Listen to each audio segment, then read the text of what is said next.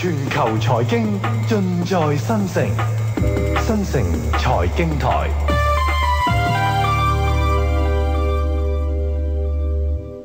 開啟企業成功法門，透視各行業發展前景。財雄勢大，主持吳詠琳、麥萃才。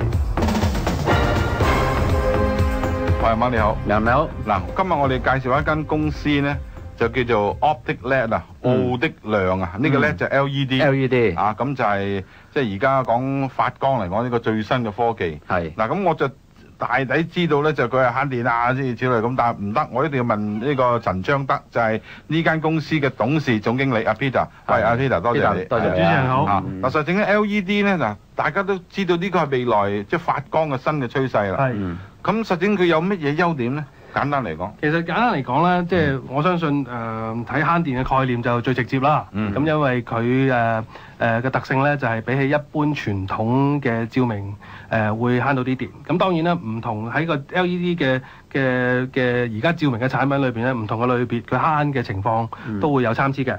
咁最低嘅可能有30% 度啦，最高可能去到8-9成嘅都有。咁所以咧佢哋除咗慳電之外咧，其實我哋要講嘅另外一個概念咧，就係除咗慳電咧，佢就因為佢壽命比較長。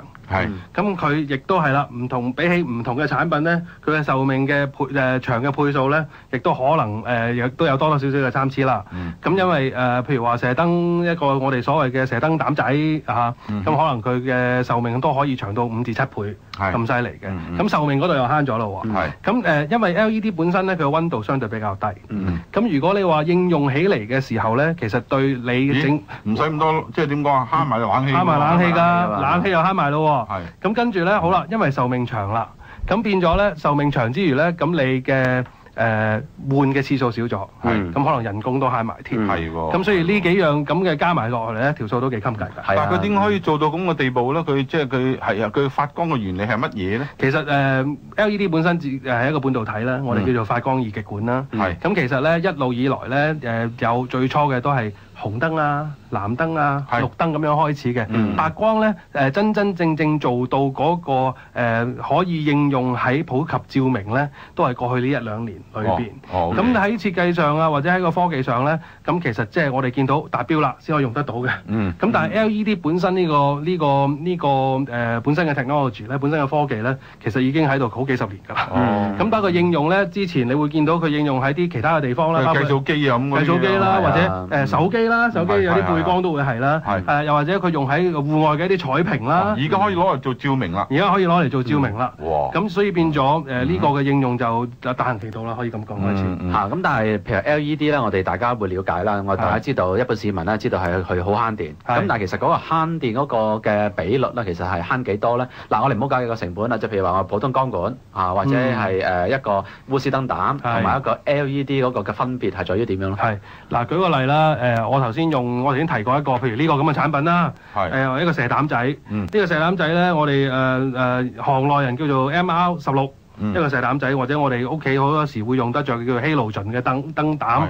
咁咧普通一個 halogen 嘅燈膽咧，大概就入門都係一個35火嘅燈泡啦。咁我哋呢個燈泡咧3.5火。哇！咁1:10支比㗎咯。即係1:10支比㗎啦。咁所以呢個係其中一啲比較優勝嘅產品啦。咁如果你話光管嘅話咧，因為光管其實本身咧都係一個幾節能嘅產品嚟。冇錯。咁你要令到我哋一個光管LED 光管嘅 replacement 咧做得好好咧，要做得好已經係一個好大嘅困難、好大嘅挑戰喺科技上。咁我哋做到點咧？我哋起碼我哋嘅產品而家喺我哋掌握嘅科技嘅層次上邊，我哋比起一條 T 拍管換喺一條 T 拍管上邊咧，咁可能都相差20-30%㗎。咁犀利，即係仲慳電個光管，仲慳電個光管，唔係嘛？光管應該好慳電。咁但係光管有個特性啦，光管裏邊始終都係有害物質啦，有害物質啦，有啲重金屬啦，有水，有啲氣態。同埋咁喎，就光管我哋咁啊，知道佢啲光唔係持續㗎嘛，即係點講？即係佢斬下。其實佢不停喺度斬緊。咁其實咧有好多世界各地嘅大細對 LED 啊或者對光管有研究嘅人咧，其實佢每秒鐘斬緊超過100下。咁變咗咧對一啲譬如話你有頭痛啊、偏頭痛啊，或者對學生讀書啊，或者對一啲 even 有啲 study 係睇到佢對癲癇症啊，都係一個 trigger 嚟嘅。但係 LED 有冇呢個問題？冇嘅 LED 係唔走嘅，一路連續嘅，唔係一個 constantly 咁樣打住嘅。係啦，咁所以變咗呢個係亦都係 LED 嘅唔同啦。咁啊唔錯。咁講啲周邊嘅即係花邊嘢啦，LED 係冇UV 嘅。冇紫外光嘅，咁呢啲冇紫外線咧，亦都有啲好有趣嘅 study。咁咧，譬如有人做過就係話，喂，如果我喺便利店個雪櫃裏邊放咗 LED 嘅光管，咁可能因為其實譬如啤酒對 UV 都有好 sensitive 嘅。係啊。咁所以咧，佢話：喂，我放咗條冇咗一條冇 UV 嘅光管喺裏邊嘅時候咧，我啤酒喺個雪櫃裏邊嘅壽命可以多2個禮拜。係喎。咁呢個又係有數計喺度喎。係喎。咁啊，對女士們亦都係佳音啦。女士們咧，如果話哇黑斑啊，其實成日要用美白啊，咁啊呢個又冇 UV 啊，對佢哋嚟講又係一個好處嚟。左右陳生嗱，我研究呢個叫 MR16係咪？係 MR16。咁我點解佢個外殼啊係一個好似鳥巢或者蜂巢咁款嘅？咩道理要整成咁？其實咧係美觀，因為其他原因。其實唔係嘅，一個係散熱嘅原因啦。其實一個 LED 燈膽咧，我相信籠統啲咁講啦，每一個 LED 嘅產品咧都有幾個好主導嘅設計要求同埋科技喺裏邊包含喺裏邊。其中一個咧就係當然係晶片。晶片一定要用啲上好嘅晶片先得，咁你就唔可以立亂用其他晶片去做呢樣嘢。咁呢個上好嘅晶片就其實世界上嘅好嘅晶片生產商都有即係3-4間嘅比較出名嘅。咁第二其實你有電入去就發光發熱。LED 其實最大嘅敵人都係熱能。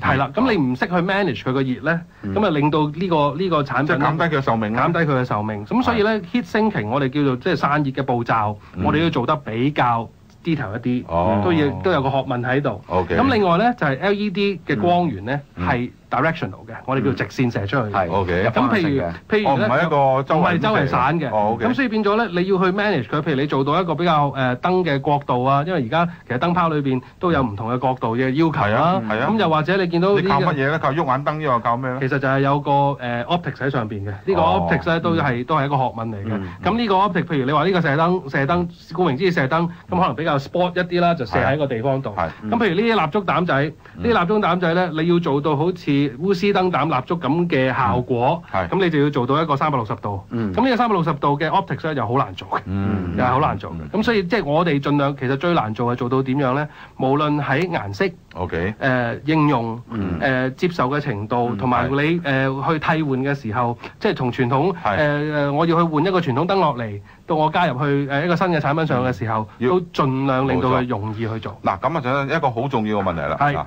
既然有咁多由1數到由 A 至到Z咁多好處嚇，咁點解到今天都仲未係曾好廣泛應用咧？應該嗱，喂，咁啲主婦係最精明嘅，應該嗱臨即刻就你一講，聽日就即換噶咯喎。我相信都有一班咁嘅有心人啦，係做緊。其實個市場上咧，我相信有幾個形態喺度咯，因為 LED 都係一個幾火熱嘅項目啦。咁好多時就一窩蜂啦，好多人都去做呢件事。咁我哋就已經累積咗10年嘅經驗。你唔好以為我哋啱啱先出嚟，我哋已經做咗10年啦。咁我哋做咗10年，無論喺一啲叫做景觀式嘅照明上累積咗好多經驗，咁然後到 LED 白光係成型嘅時候，我哋做好多室內啊或者普及照明嘅產品。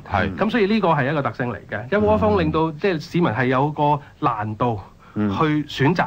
咁但係即係當然我哋就要即係好小心去教育市民啦，佢用一啲正面嘅消息去話俾佢哋聽，個產品係應該點樣去選擇。可能佢市面上係有不同嘅 LED 嘅產品，但係咪佢所聲稱嘅係咁節能啊、咁成本效益啦？咁呢個咧可能就要即係佢一係就用過，或者一個第三者一個比較權威嘅機構咧嚟到證明佢。呢個就係消費者最難處理嘅地方。冇錯。喂，陳生講呢度，我哋稍為休息下，翻嚟再傾。好，解構企業成功之道，分享創富經驗，財雄勢大。